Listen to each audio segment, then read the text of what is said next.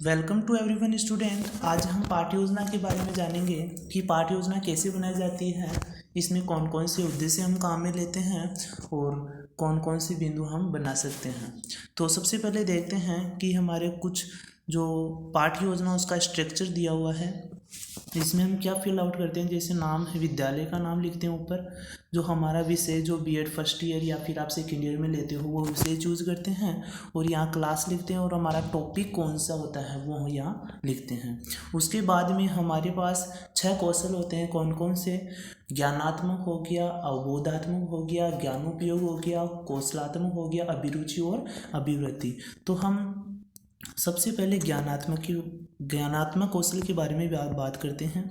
तो इसमें हम 2 पॉइंट लिखते हैं। एक तो हमें 2 शब्द ध्यान रखने, प्रत्यास्मरण और प्रत्याभिज्ञान। ये प्रत्यास्मरण का मतलब होता है कि बच्चे जो भी सामान्य जानकारी रखते हैं उसके बारे में स्मरण कर सके, जो भी हम पढ़ाए उसके आधार पर बच्चे पिछली बातें याद कर सके। प्रत्याभिज्ञान का मतलब होता है कि जो बच्चे को कितना नॉलेज है, जो हम चीज़ पढ़ा रहे हैं उसके बारे में कितना नॉलेज है, वो होता है प्रत्याभिज्ञान होता है। जो दूसरा कौशल होता है वो जानेंगे अवबोधात्मक। इस अवबोधात्मक क्या होता है कि बच्चा जो समझता है, बोध का अर्थ होता है समझना, बच्चे की समझ हमारे बिंदु के बारे में कितनी है उसके बारे में हम 2 पॉइंट लिखते हैं। ज्ञानोपयोग में क्या लिखते हैं कि बच्चे जो हम पढ़ा रहे हैं उस ज्ञान का बच्चे किस प्रक्रिया से अपने दैनिक जीवन में उसका यूज़ कर सकते हैं, उसका उपयोग कर सकते हैं। कौशलात्मक का मतलब है कि रचनात्मक श्रेणी को किस प्रकार बना सकते हैं। अभिरुचि और अभिवृत्ति हम लिखेंगे। वृत्ति का मतलब होता है दृष्टिकोण। जो बच्चा हमारे द्वारा ज्ञान प्रदान कर रहा है तो उस ज्ञान के प्रति बच्चों का जो दृष्टिकोण है वो कैसा है उसके बारे में हम 2 पॉइंट लिखते हैं। आगे लास्ट में क्या करते हैं, सहायक सामग्री लिखते हैं। जो भी पाठ्य योजना में लेते हैं, चौक डस्टर आप जो भी यूज़ लेते हो वो सहायक सामग्री लिखते हैं। और आगे नेक्स्ट पूर्व ज्ञान के बारे में लिखते हैं कि बच्चे को हमारा जो टॉपिक है उसके बारे में सामान्य जानकारी कितनी है। उसमें लिखते हैं विद्यार्थियों विद्युत धारा के प्रति सामान्य जानकारी रखते हैं। अब सेक्शन 3 जो हमने हमारी पाठ्य योजना में जो भी विधि उपयोग होगी उसमें कौन कौन सी विधि उपयोग होगी वो जानेंगे। तो हमने इस पाठ्य योजना में 3 विधियों का यूज किया, प्रश्नोत्तरी, व्याख्यान और प्रयोगात्मक विधि। इन 3 विधियों को यहाँ लिख देते हैं। अब मेन काम हमारा यहाँ से स्टार्ट होता है प्रस्तावना कौशल। क्या होता है प्रस्तावना कौशल? इसमें आपको 5-6 क्वेश्चन बनाने होते हैं कि हमारा जो पॉइंट है वो स्टार्ट हो सके। और इसमें 2-3 चीज़ों की महत्वपूर्ण आवश्यकता होती है, जैसे तारतम्यता हो गई, आरोही अवरोही क्रम हो गया, कुछ ऐसी बातें होती हैं। इसमें क्या होता है कि तारतम्यता का मतलब होता है कि जो भी हमारा टॉपिक हम पढ़ा रहे हैं तो उस टॉपिक को बच्चों से प्राप्त करने के लिए हम बच्चों को 4-5 क्वेश्चन पूछते हैं और जो बच्चे उत्तर देते हैं उन उत्तरों के आधार पर प्रश्न बनाकर अपने टॉपिक की ओर ले जाते हैं। तो ये उससे होती है तारतम्यता। इसमें आप मैक्सिमम 7 क्वेश्चन बना सकते हो, मिनिमम 4 से 5 क्वेश्चन बना सकते हो।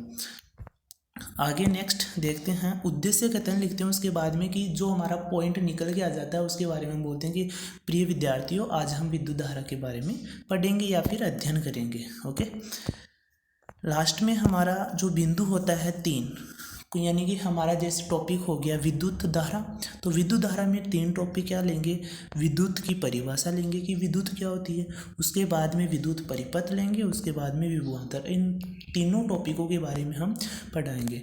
तो आगे देखते हैं कि हम पहला टॉपिक स्टार्ट करते हैं विद्युत धारा का। यानी विद्युत धारा का फर्स्ट पॉइंट क्या बनाया आपने, विद्युत धारा की परिभाषा और मात्रक। इसमें क्या करते हैं हम, इसमें हम विकासात्मक प्रश्न बनाते हैं। पहले विकासात्मक प्रश्न मिनिमम 2 हो सकते हैं और मैक्सिमम 3-4 हो सकते हैं ना। तो विकासात्मक प्रश्न पूछते हैं ऐसे, इसमें तारतम्यता की कोई आवश्यकता नहीं होती है। 3 प्रश्न पूछ लिए और हमने जो लास्ट वाला जो क्वेश्चन बनाया वो टॉपिक के अनुसार बनाया और टॉपिक के अनुसार ही जब बच्चे आंसर नहीं दे पाए तो इसको हम लिख दें संभावित प्रश्न।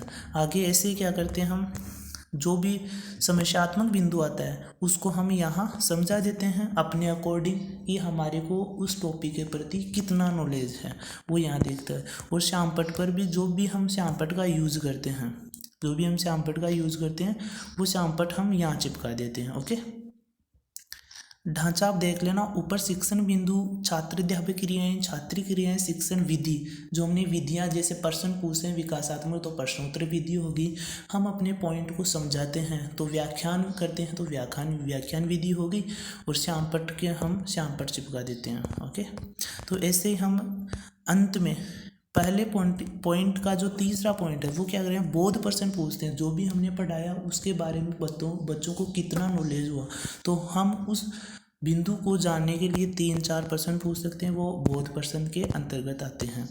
आगे ऐसे ही दूसरा पॉइंट लेते हैं हमारा, आगे ऐसे ही दूसरा पॉइंट लेते हैं जिसमें विद्युत परिपथ हो गया, वैसे विकासात्मक, छात्राध्यापक और बोध प्रश्न बनाते हैं।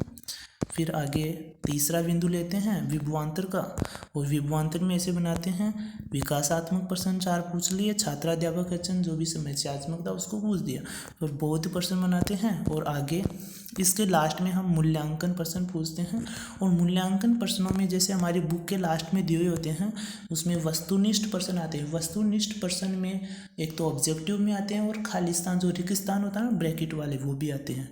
उसके बाद में लघुरात्मक, अति लघुरात्मक, फिर गृह कार्य के रूप में हम एक क्वेश्चन के रूप में दे देते हैं, जैसे यहाँ दिया हुआ है विद्युत धारा को समझाइए। तो इस प्रकार हमारी पाठ्य योजना कंप्लीट होती है। Thank you.